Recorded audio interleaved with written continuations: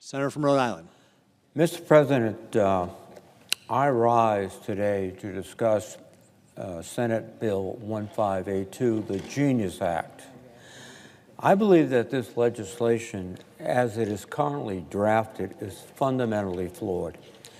It exposes taxpayers, consumers, and the financial system to unacceptable risk. And it creates venues for criminals, terrorists, and rogue governments to finance their illicit activities.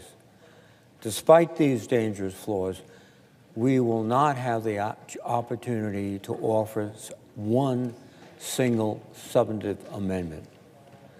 And the legislative process, I think, would require, with a bill of this significance and nature, a very vigorous amendment process.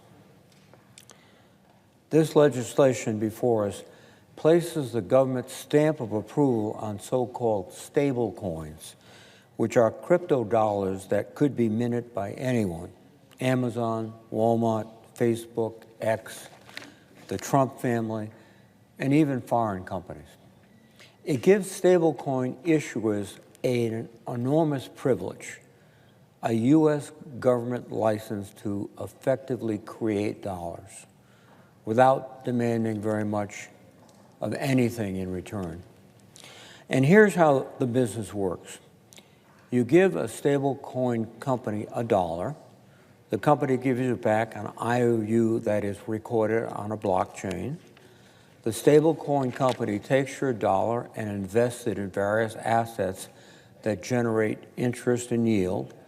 The company keeps that interest and yield, but it is supposed to give you back your dollar whenever you ask for it. You can also take the IOU, which you receive for your dollar, and transfer it to other people, and you can use it to buy other things, mostly other crypto. If this sounds similar to a bank, that's because it is. Banks allow customers to send and receive money.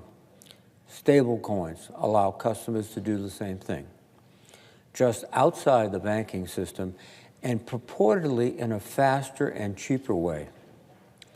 Now, competition can force banks to do a better job, and it should be more convenient for consumers to transfer funds.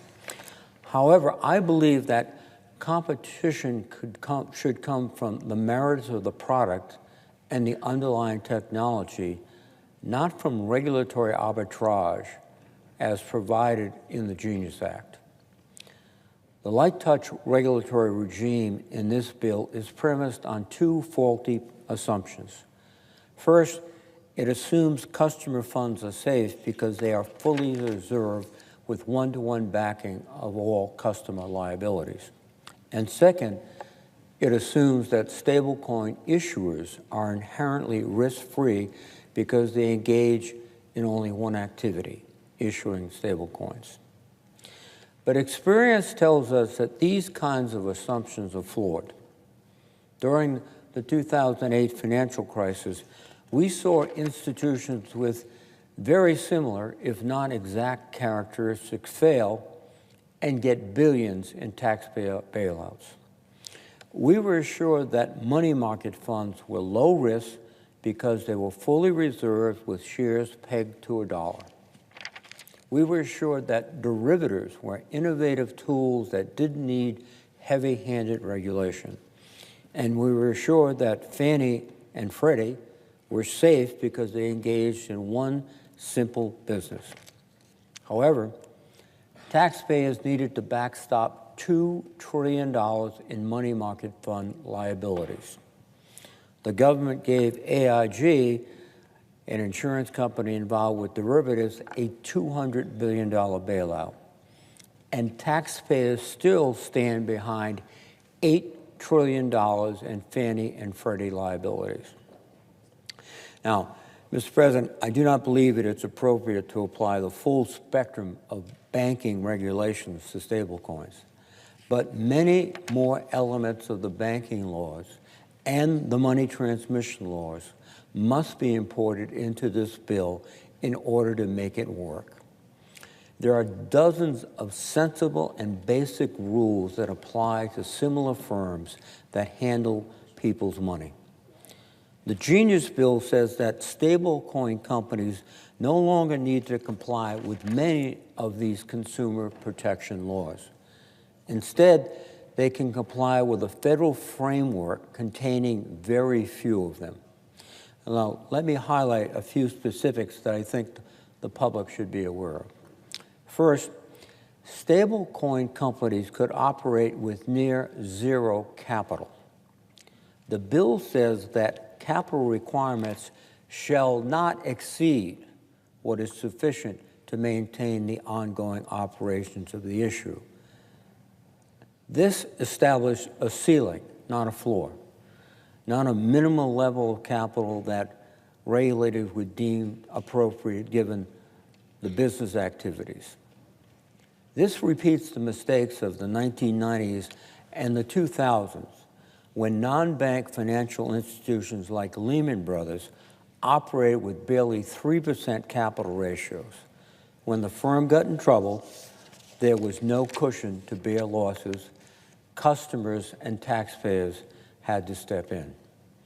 And strong capital is critical. Indeed, in March 2023, when Silicon Valley Bank failed, taxpayers bailed out the uninsured deposits of a stablecoin company to the tune of $3.3 billion. Second, the audit requirement is calibrated so narrowly that it does not cover a single existing stablecoin company, not one. Independent audits make it harder for companies to cook the books or dip into customer funds. I can't imagine why we wouldn't require these types of audit for stablecoin companies holding vast amounts of cash and securities. Third, there are no merger or change in control rules. These rules, if in place, could prohibit felons convicted of financial crimes and fraud from acquiring a stablecoin issuer. Now, with this bill, if it passes, they can go ahead and acquire them. Fourth, the enforcement provisions are dangerously weak. The government will need to wait until wrongdoing has already occurred before it can act. It would be powerless to intervene early to prevent people from getting harmed in the first place. And even then, there is no power for regulators to revoke a company's charter.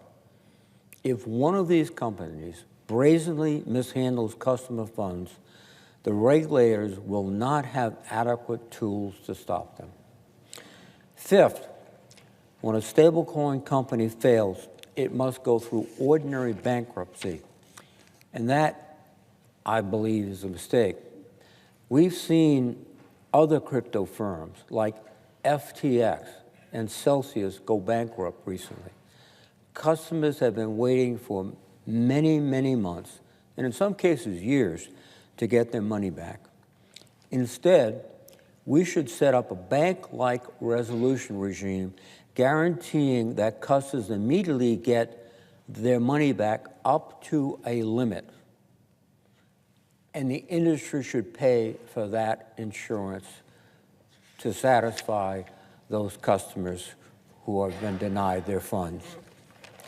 Sixth, regulators have no express authority to issue new rules to address emerging threats as they arise. Without the ability to issue updated rules, the Genius Act will become outdated very quickly.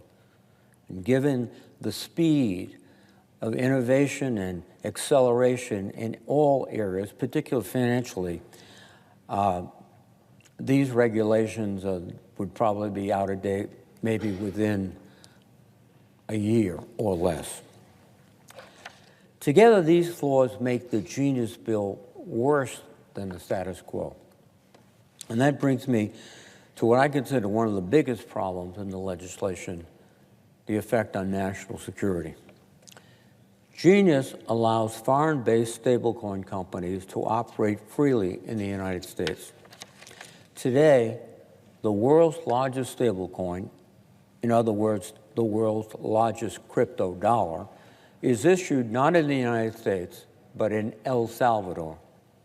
The stablecoin is called Tether, and it is the biggest beneficiary of this bill. And let me tell you a bit about Tether.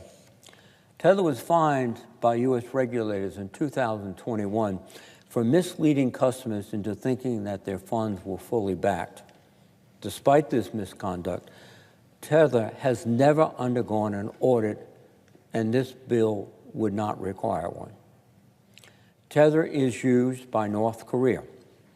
According to FBI indictments in 2023, North Korean IT workers have, quote, obtained illegal employment in the tech and crypto industry and then asked to be paid in stable coins like Tether.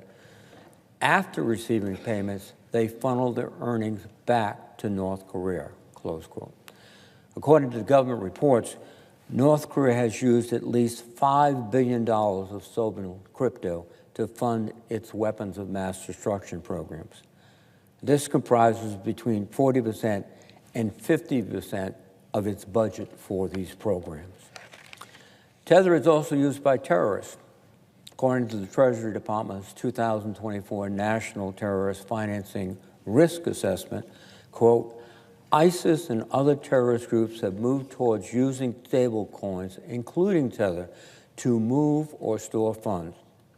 In October 2023, the Senator for Wyoming asked then Attorney General Garland to open up a criminal investigation into Tether because it has, quote, facilitated significant illicit finance activity, including significant terrorism financing for Hamas's malviolent attack on Israel.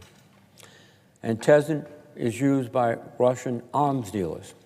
According to testimony before the Banking Committee by the Deputy Treasury Secretary in 2024, we've seen Russia increasingly turning to alternative payment mechanisms, including the stablecoin Tether, to try to circumvent our sanctions and continue to finance its war machine in Ukraine.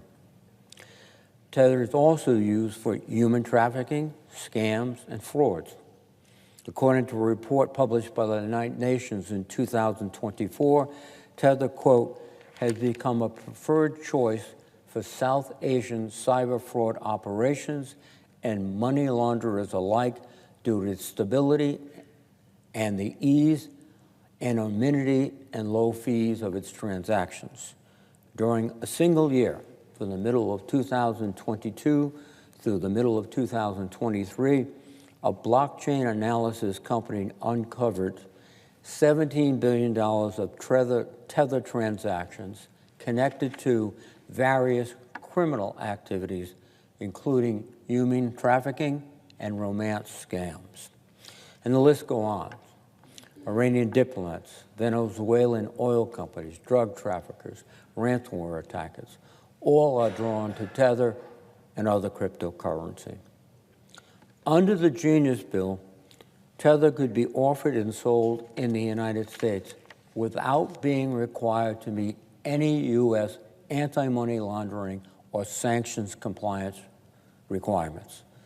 Tether would just need to demonstrate the ability to freeze its coins if they fall into the wrong hands, a technological capability that Tether already has and that it has apparently refused to use because it still tolerates illicit activity.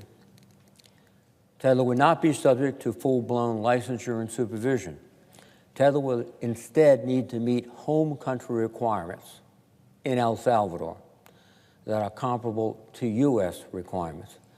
But this term is ill-defined and may be materially weaker than the standards in the United States. In fact, I would suggest those standards are probably highly subjective given the arrangements we've seen in El Salvador with its president and its legal system.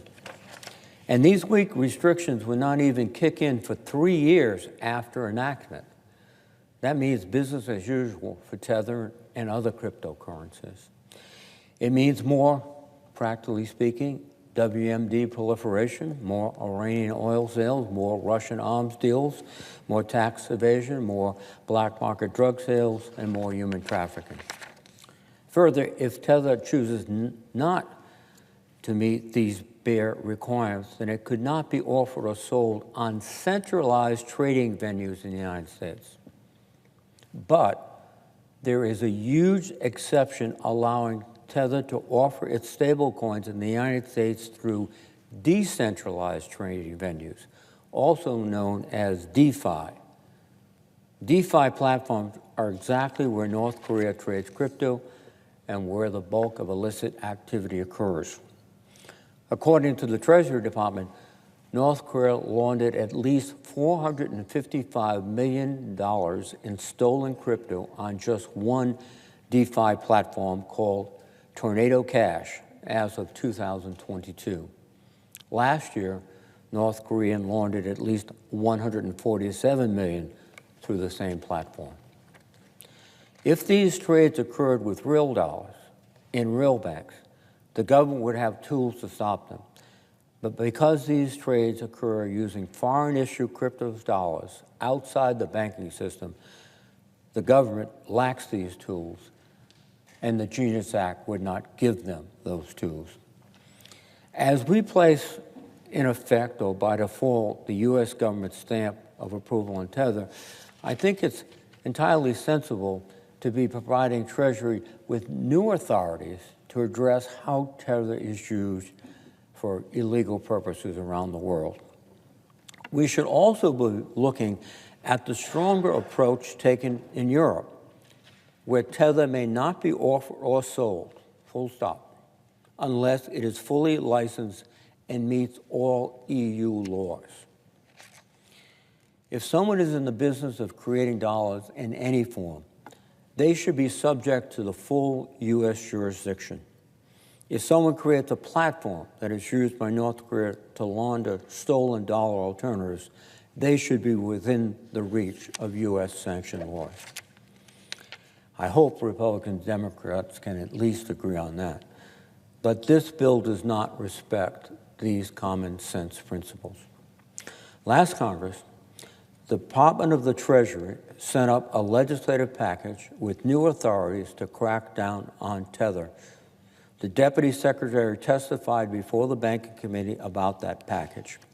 I worked across the aisle with Senators Warner, Rounds, and Romney on legislation to implement some of these provisions. Unfortunately, we could not get it enacted. The bill before us contains none of these provisions. I have filed an amendment to provide these tools to Treasury, but regrettably, as I've indicated before, we will not have an opportunity to vote on any amendments. Mr. President, there's another aspect of this bill normalizing the operation of Tether. It turns out that Trump's Commerce Secretary, Howard Lutnick, has millions of dollars in financial interests tied to Tether. The investment bank Cantor Fitzgerald, that Mr. Lutnick ran and owned, manages Tether's reserves and generates millions of dollars in fees. Cantor has provided Tether with working capital through a hybrid debt equity investment. It has been reported that Cantor owns 5% of Tether, a stake worth millions of dollars. Cantor and Tether have just announced a new Bitcoin fund for retail investors. Now, Mr. Lutnick, the Secretary of Commerce, and someone that will have, I think, some influence in how this bill is regulated or turned out, says he is divested from Cantor. But what he has really done is turned ownership and control over to his adult children who are in their 20s. Now, I invite the American people to judge for themselves whether Mr. Lutnick no longer has any financial exposure or business ties with Tether. And just a few months ago, the Trump family began issuing a stablecoin called USD1. This token has already been used by a foreign government to funnel money to Trump. Let me say that again. A foreign government has funneled money to the President of the United States. It turns out an Abu Dhabi sovereign wealth fund made a $2 billion investment in a crypto company called Binance. but instead of using real dollars, they used USD1, the Trump cryptocurrency. That raises, I think, serious questions about a president of the United States receiving significant millions of dollars from a foreign country. And rather than doing something about the president's obvious conflicts, the bill expressly affirms that he is able to call his stablecoin USD1. There is actually a provision, green line of this name. We have given legislatively the president sole use of this name for his benefit, his financial benefit. And the bill empowers the president's hand-picked regulators to write the rules that will govern the stablecoin business. By authorizing money creation by shadowy offshore firms associated with the President of the United States and the Secretary of Commerce, this bill undermines our economy's most valuable asset, if not immediately, then I think eventually, and that's the US dollar. The dollar is the world's reserve currency because the United States is considered stable, predictable, an open society with a strong rule of law that countries and businesses want to trade and partner with. When the United States becomes less stable, less predictable, and less open, when politically connected people get special treatment, when Congress normalizes financial self-aggrandizement by the president, all of that makes the dollar less attractive and makes this country look like a third world despot. However, proponents claim this bill strengthens the dollar by stimulating demand for Treasury securities. But that cannot be justified at this point by the data. The entire stablecoin market is only 0.01% of the Treasury market. And according to an investor letter from the Elliott Hedge Fund, now that firm is run by a major Republican donor, so I don't think this is a partisan description, the dollar that enjoys an immense advantage as the world's reserve currency. But they point out if the U.S. government encourages adoption of crypto alternatives, that will, quote, marginalize the dollar and be, quote, profoundly dangerous. Even as legislation would modestly strengthen the dollar, it could not offset the erosion to the dollar that the administration is engineering through complementary actions like sky-high tariffs and a trade embargo on China. And it could accelerate the erosion of the dollar if one day stablecoins become legal tender. For example, legal tender that can be used to pay taxes. And it wouldn't surprise me if one day the president sat at his desk and wrote a presidential order that crypto can pay taxes. I offered actually an amendment in the committee which would prohibit this by declaring that the legal tender of the United States was the dollar. And the amendment was defeated. Mr. President, we need to apply real guardrails that will protect consumers and provide real tools for our national security agencies to address this new technology. Real guardrails and real tools, not words on a page that give the false appearance of protection when things go wrong. I would urge my colleagues to oppose this fundamentally flawed bill. And Mr. President, I would yield the floor.